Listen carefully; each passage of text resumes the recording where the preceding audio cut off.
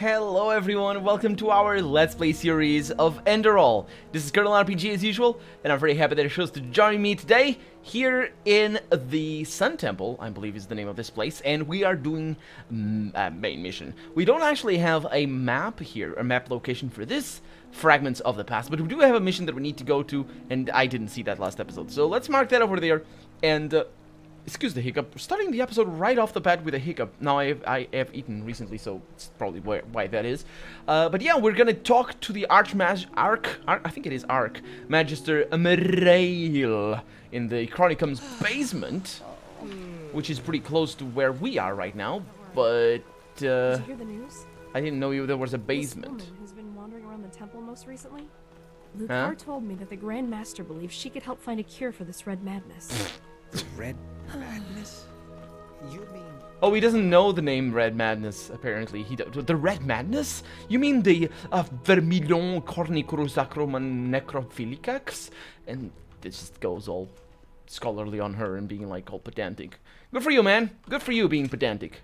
That's how one lives and has no friends. Proper stuff right there. Hi. Oh, bye. What? Hi. Okay. It's a roller coaster of emotions right now. Excuse me. Excuse me?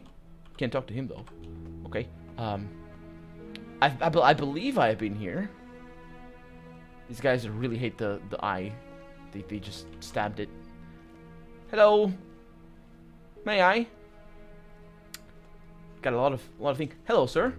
Can't talk to you, though. I mean, I can't talk to you. It's just he doesn't care. Hi. Oh, she's eating.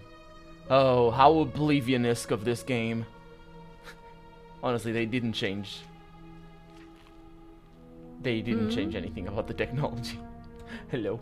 About the technology of NPCs eating. So what's so spectacular about this? Good. To me, our pal here looks like your average crypt corpse. Well, he isn't. Do you see this marking on his forehead? That's a symbol of the Ashian, one of the two priest castes who reigned over the Pyrean Empire like the Lightborn did over Vin. He was no high priest, but more than an acolyte. Let's just hope he participated in the manufacture of the sigil stone back in the Pyrean era. Well, hoping can't hurt. That's just Bar. Just Bar. Look, we have company. We do. Hi. Dalaric, Archmagister, how's What? the situation? Oh, bye. Walk, blessed Grand Master. Walk. We're fine. Everything is ready. So this is her? Yes, this is the prophetess. Interesting. What? Truly interesting. What's I interesting? imagined you to be different. I'm Lexiel Marigil, Archmagister of the Holy Order. Pleased to make your acquaintance. So, where do we start? Has the Grand Master already informed you of the goal of this mission? Yes, we're supposed to somehow get a memory from this dead Pyrean, because he knows the missing words for the ritual. Wait a minute. Oh, I suppose we have already decided the gender of the Pyrean. Correct. Now you're wondering, how will this be possible? This is where the word of the dead comes into play. An Copy. old relic we'll need to find. Okay. The word of the dead. I thought that was a legend. No, it exists. And we also know where. Just so you understand, the word of the dead is an artifact that allows entering a deceased person's mind to relive his last memories as if they were your own. And you want to do just that with our frozen pal here. Oh, wait a This minute. is the grand plan, right? Right. You'll need to locate the word of the dead, teleport the Pyrean's body to you, and then enter his thoughts. And there you'll have to look for the words of the ritual. Teleport the body. That's interesting. You're telling me. I myself feel like a myriad in a toad's pond. But alternatively, we'd have to excavate every ruin on Vin and hope that some priest left one of the scrolls behind. Yeah, assuming I somehow get into these memories. What exactly do I need to look for? Well, we only lack the last words of this ritual. What you have to look for is an ornamental scroll, which looks just like the one on the drawing I'll give you in a moment. Okay. All you have to do is remember the glyphs in the scroll, then write them down once you're back in the waking world. Sounds actually less daring than one might think. Why does this ritual need words? The magic I know of is rather silent. True, but we're talking about a different form of magic. It works similarly to the forbidden school of entropy. how am I supposed to find any my way around his memory? I don't speak Pyrean. That's right, but the priest himself did. And according to the legend, this should allow you to understand. Alright then. So where can we find this Word of the Dead? Well, this is... There's an old manor in Enderal's west that belongs to an old collector of artifacts. We received a tip that the Word of the Dead is in his possession. Hang on. Are you talking about this odd fellow with the puppets? The aged man from the folk song? I am.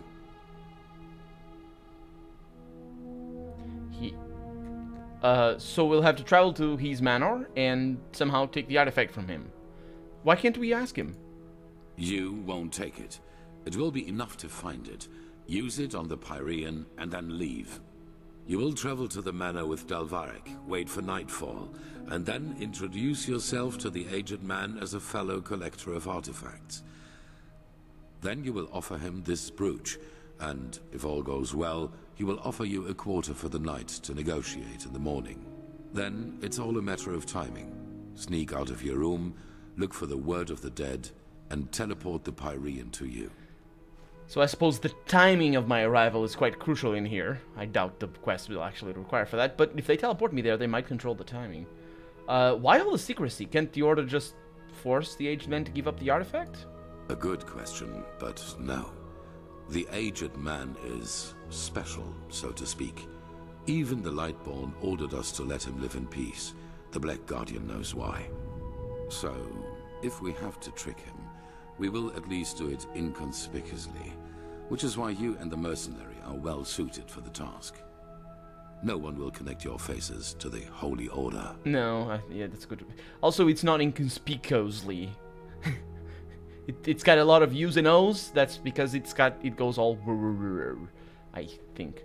What do we do if something goes wrong? Then you'll flee. Gotcha. There must be no violence, no matter what happens. Good. And how exactly am I supposed to use? Well, I'll just press E, really, on this Word of the Dead on the Pyrean, right? Archmagister. Oh my god, this guy doesn't pronounce things. That is a good point. We don't know, because we don't even know what the artifact looks like. It's just pressing E, don't How worry. goes the saying? The proof of the eating is in the pudding. We'll manage somehow. No, it's the opposite. And even if we don't, it definitely sounds like an adventure. It's not even the It's a great responsibility, be aware of that. opposite But of I have that. faith in both of you. No, no, no. Now I get need... going as soon as you can. No. This mission will be fruitful. No, we need to talk feel about the it. pudding. No, the proof of the pudding And there they go. is in the eating. That guy is an idiot. He doesn't know pudding. Jaspar, how's it going, man? I thought you wanted to be on a ship back to Kileos by now. I thought so too, yeah. But when the offer from the Holy Grand Master came in person, I just couldn't say no. Honestly, the whole thing sounds damn interesting. Travel the memories of a dead Pyrean? I'd Well- do that for free. Plus, you're good company. So it's quite a good talk we had back in the Nomad. Yeah, and you're an idiot that didn't get even better company and talk, you jerk. Seriously. Shall we go on? Yep. Just meet me at the Myrids Tower at the Western Cliff. I'll go grab my stuff now. Good. See you then there. Wait, the opposite of that. See you there then. Huh? See you there then, I mean. Oh my god, these guys. Hey, can we talk about that whole pudding thing? Yes? This guy looks fantastic, by the way. His clothing is just... I don't even... Hey, so... Hello. So you're in Draylen, aren't you? You've got a slight accent. How... Wait a minute. We are in Enderal. How does an accent... Why... He doesn't have an accent, right? What? I do? Thought I had gotten rid of it by now. But yes, Oh, you I'm aren't. originally from Mirim. Yeah. Just like you, as I've heard. I misread. Sorry. I'm also not from... It's fine. Why didn't you tell me? Oh, I don't know. Because it didn't Probably matter. because I don't have very fond memories of my time there. Because it really You doesn't know, matter. If someone would have told you 20 years ago that one day I would be the Archmagister of the Holy Order, I don't even know you. you'd have probably laughed in his face. Because I don't know you. It's absurd just to think of it. It is. You know, I was a slave there. Oh, slave.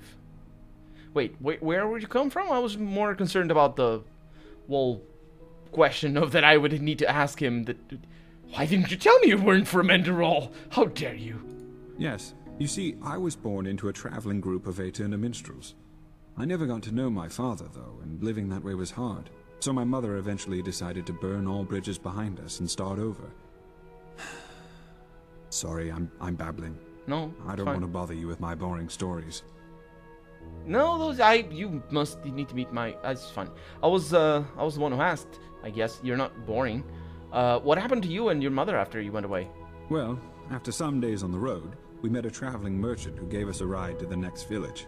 A small one named Sildren in the Salathan forest. It seemed almost perfect at the beginning. The place was quiet, and my mother found herself a job as a weaver in the local count's castle. One day, however, the count simply stopped paying her, and, well, when she asked for the reason, he told her that we were his property from that moment on. Just like that. So you got, again, kidnapped into slavery. Boy, so is that even... I started... oh boy. He just made you his slaves. Is that even possible? How...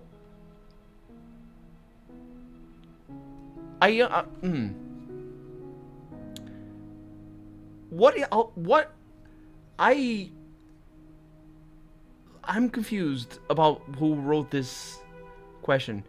What alternative? What? I don't... let's go on. Why wouldn't it be? Yeah. We were just a What are you woman and a expecting? young son, and he owned both the land and the local guard. We had to serve this Creole, that was the count's name, for 9 years. It was horrible. Yeah. Basically. Yeah, so it's like... is that even possible? You just made it into slaves? He didn't even shoot you with a slave gun, which is what happens when people become slaves. They get shot with a slave gun, right? That's a thing. So no one came to help you. Now that is another... Now the real questions here would be, why didn't you just leave? Or rather than asking that, because that's, you know, of course they would have if they could have. There's like, were they very heavily guarded? Or was the village very far away from anywhere? Or did people just hate you? All that sort of stuff that would permit the whole enslaving of their previous employees. No one came to help you? No. No one. We weren't the only slaves he kept. Of course. And the villagers were too afraid to do anything. As for Chancellor Baratheon's armies, well, I'd be surprised if they even knew Sildren existed. See, that explains the things. Yeah. Sorry to hear that. How did you manage to get away? Pure luck, I suppose. One day, an Enderalayan merchant and his escort passed through the village. They were on their way to Waverock to catch a ship from there. And just by coincidence, he saw me crushing some herbs I had found in the forest. That's what I did in the little spare time I had, you know. The Salathan forest is so incredibly rich with plants, you have no idea. So you just were What I didn't getting know high. was that I had found an entire sheaf of God's tongue. That impressed the merchant so much that he simply bought me. What about your mother? He left her there. Believe me, what he did had nothing to do with mercy. No, he bought you. He just saw that there was money to be made off of me. Yes. I cried and protested, of course. But 2 months later, our ship arrived in Ark, where he got infected with flesh maggots and died shortly thereafter. Luckily enough, he was a sublime. And since his relatives didn't know what to do with me once he was dead, they simply asked the Order to grant me the novitiate, which they did. How the left path. Sounds crazy when I tell it like that. And it probably is. But back then, it just happened. What about your mother? Did you ever find out what happened to her? I tried, but as you can imagine, my obligations made my options to do so very limited. Only recently, however, word reached me from a mercenary whom I sent over. According to him, Creo is dead, and his castle was deserted.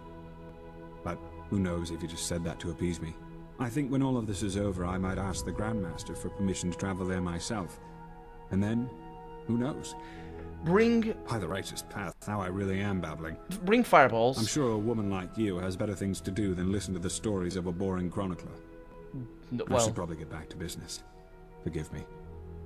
you are forgiven, sir. Bye. Oh boy. Honestly, oh, he's there. Honestly, all Yes. these stories about that's one place that the game really, really shines on the writing. It's just the stories of all the people. They tell them very well. It's not boring. That's what I mean. Apart from that priest, I didn't like that priest. Let's see. This is proper investigation here. So what do we have in here? We have the default Skyrim mummy, I would say. Ooh, actually, I can do a little bit better investigation than that. I can do this. Yes. Oh my god, you're ugly. Yes, you are ugly.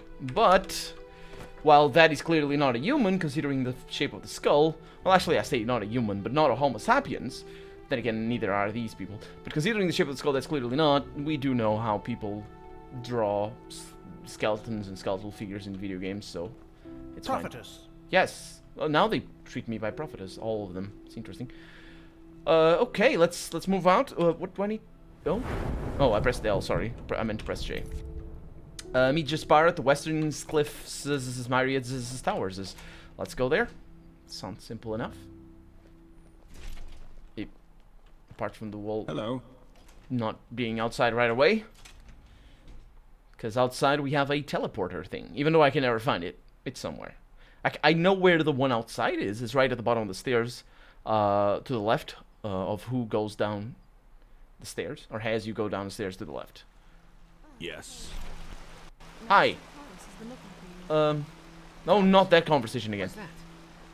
I don't know. Yeah, I never think know. It's about the tome he wanted you to transcribe. Oh, it's over there. Okay.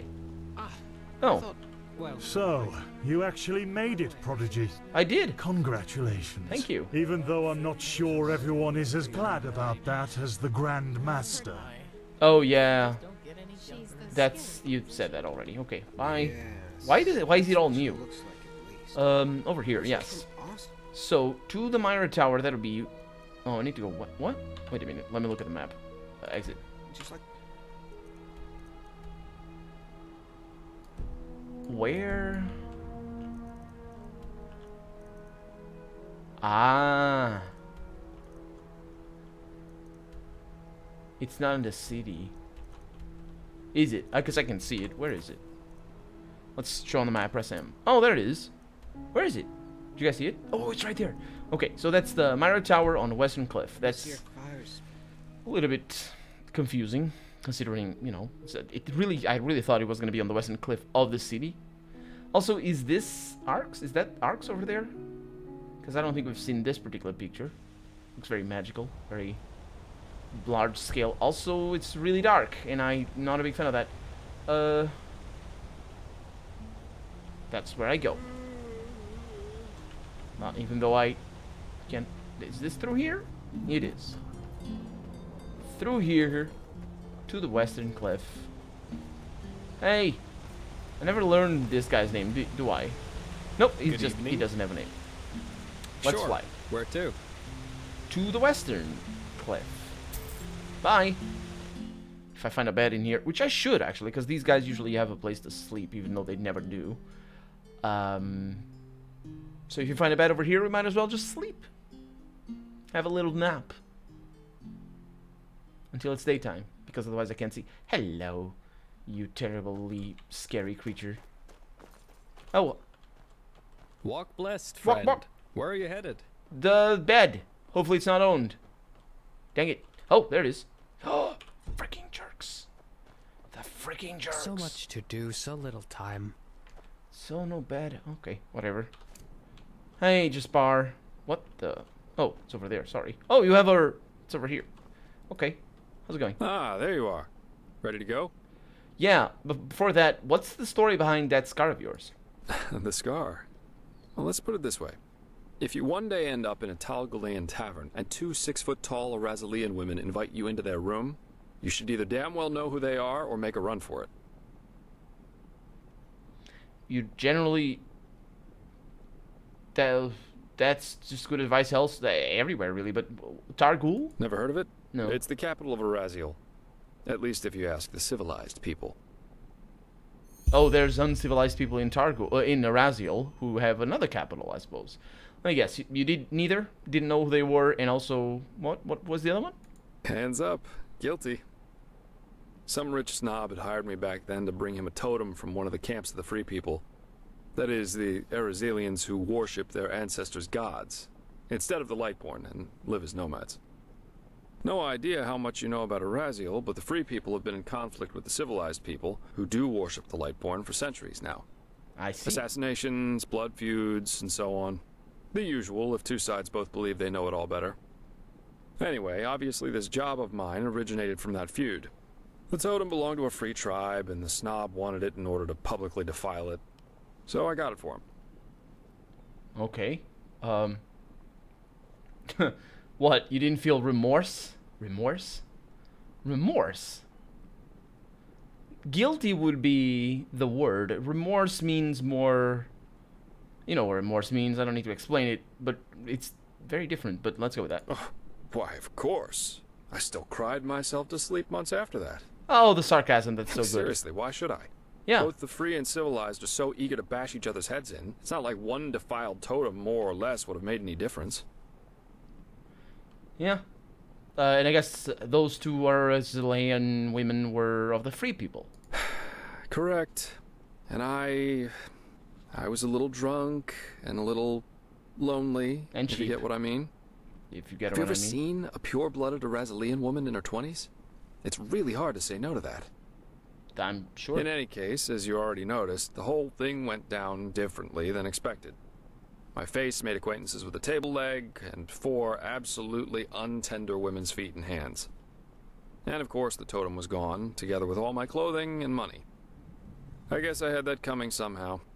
That's what happens if you ask your loins rather than your head in the wrong situations. Well, at least you're still naked, so, you know, always look on the bright side.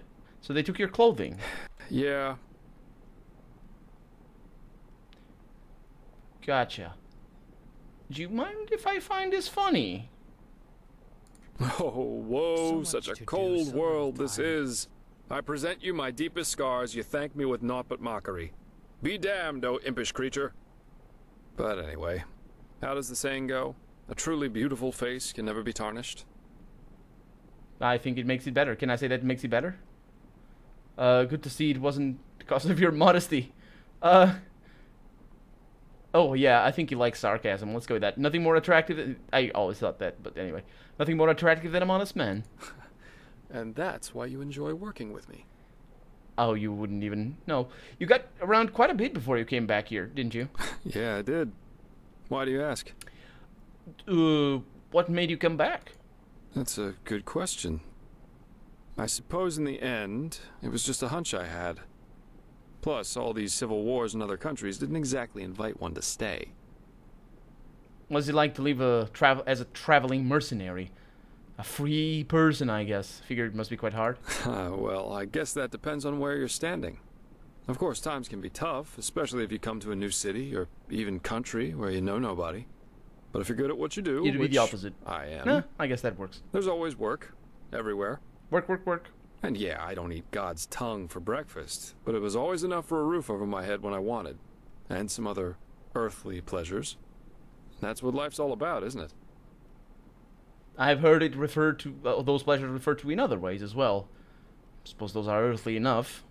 Just be careful. Wash it afterwards or something. Which countries have you been to? Now, aren't you inquisitive? Oh, yeah. Let me think. I spent most of my time abroad in Kira, and also a couple of years on the Isles of Kile. And there was this mission that led me to Maiar Aranath once. Sounds like a heavy metal band or something. Tell me about that.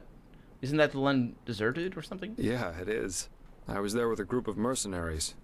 We were hired to get something from a tower in the old capital. Not a nice spot of earth, truly. There's this fog everywhere, and with every step you take, you have to be careful the swamps don't get the better of you.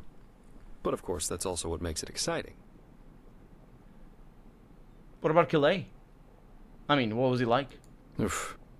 Different. As beautiful as the Isles are, there's always this feeling of rush and competition. Have you ever heard of the game penny? On Kile, it's not a crime if a merchant tries to cheat a customer. Cheat it's a the customer's customer. fault if he doesn't see the fraud. But if he does, the merchant owes him a token penny. Bizarre, isn't it? But over there, it's common practice. Is it? Because the definition of cheating here sounds very biased to me. Like, a tip is a cheat. Also, my god, that Myret. Tipping a merchant would be a cheat. Like, haggling a price down would be cheating, right? Not the merchant cheating you, but rather the customer cheating the merchant, or underselling something, or actually underbuying, I suppose. Just buying something that you know is more valuable than that it actually sells for. That could be considered cheating. The definition of cheating is dependent on the law. I mean, since we're talking about the law, because you said it was legal. If it isn't illegal, it's not cheating. It's the rules. The problem is I don't understand what he meant. He said specifically fraud, but I kind of got lost in the lines, and I couldn't really figure out what he was saying. The fraud here is a different thing, however. But again, fraud is very much like cheating, and it is dependent on the rules. If somebody sells you, I don't know, if somebody sells you risk bonds, a bank, you go to a bank and you put your money down for some risk bonds. I'm not really sure what the names are, but you lose all of your money because of that. And, you know, that in and of itself is not cheating. But if they promised you that they weren't risk bonds, then it is cheating. Or, you know what I mean? It's just about the law. And if there's no law that matters or that cares about whether or not they promised you that it were risk bonds, then it's not cheating, because that's the rules. You're just gonna be eaten up for an idiot. But I'm not really sure what he means. I am trying to see what the a lot of this stuff has parallels. A lot of these different countries seem to have parallels in the real world, and I'm trying to think if this is the token penny or whatever he said. That kind of reminds me more. I don't know what parallels it would be. When I mentioned the tipping, I'm from Europe, as you might know, and we don't tip here in Europe as a general rule. You do have some situations where you tip people who are working, but it's very, very rare. Like, I've never been to the U.S., but I know people who have, and I hear, you know, and see news and people talk about who have been there and who are there, who live there, and all how the tipping works and all that sort of stuff, and how you tip, you go to a bar, or you go to a coffee shop or something like that, and we don't have that here in Europe as a general rule, at least not in Portugal anyway. We don't have that. And that sounds that's very different from what I'm used to, and that's what kind of reminded me of what he said. But that's why I mentioned tipping, but it's not really. That's not a good parallel for what he's trying to go for. I think he might be referring more to haggling, or the common practice of haggling, and that puts me more in mind of.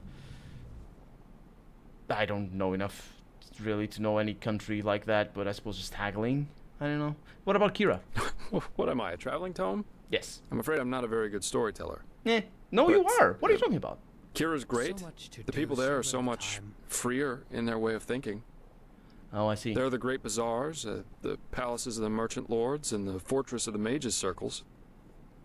But you just have to see it for yourself someday. I think this way of thinking, he might be referring more to what they do that is not necessarily impeded by their way of thinking that otherwise might impede that.